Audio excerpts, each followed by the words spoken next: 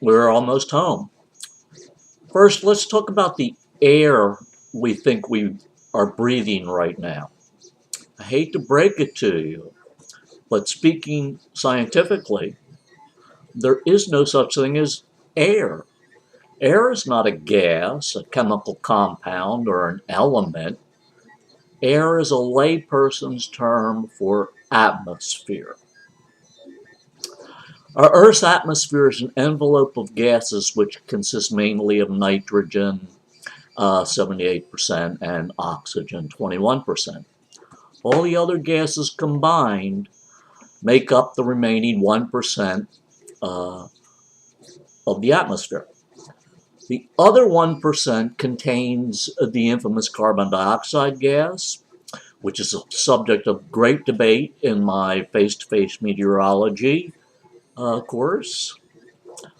Here, to save my blood pressure, we will simply note that there is twice as much argon gas in the atmosphere as there is carbon dioxide gas. Do you know anyone who's worried about argon gas?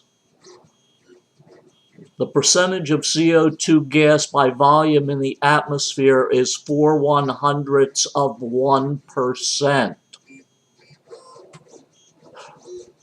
Anyhow, to move on, our atmosphere of gases is only 90 miles thick. NASA defines outer space as beginning at 90 miles high above sea level.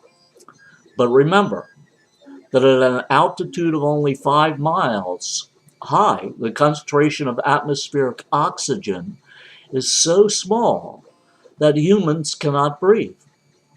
Without oxygen tanks or pressurized jet cabins, we cannot live at 5 miles high. Thus, our envelope of breathable air is less than 5 miles thick. The summit of Mount Everest is 5 miles high.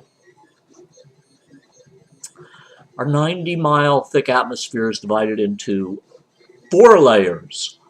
The lowest part's the troposphere, in which the weather phenomenon such as clouds and storms occur. Next comes the stratosphere, whose content of ozone molecules, 3 oxygen atoms bound together, absorbs most of the deadly ultraviolet radiation from our sun. Above the stratosphere is the mesosphere, and still higher is the thermosphere. The energy that powers the weather phenomenon is our sun. Most of the incoming UV solar radiation passes through the atmosphere and is absorbed by the Earth's surface. The warm Earth then radiates heat energy, infrared radiation, back into the atmosphere, which then absorbs it. This indirect heating of the atmosphere by the Earth from below, rather than from above by the sun, is called the greenhouse effect. Climate refers to averages of weather conditions over a 30-year period. There are 5 climate zones on the planet. They are tropical, dry, temperate, cold, polar. The ice ages were times of severe cold in which ice sheets covered much of Europe and North America. Such long-term climate changes of warming and cooling periods are still problematic to explain. Finally, we should mention the Gulf Stream. The Gulf Stream is a warm current that flows northeastward in the Atlantic Ocean. Westerly winds that blow across the Gulf Stream carry heat that moderates the weather of northwestern Europe.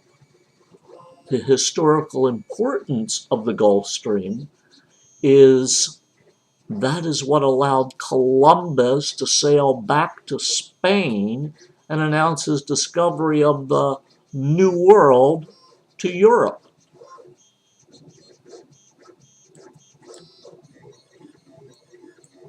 That's it.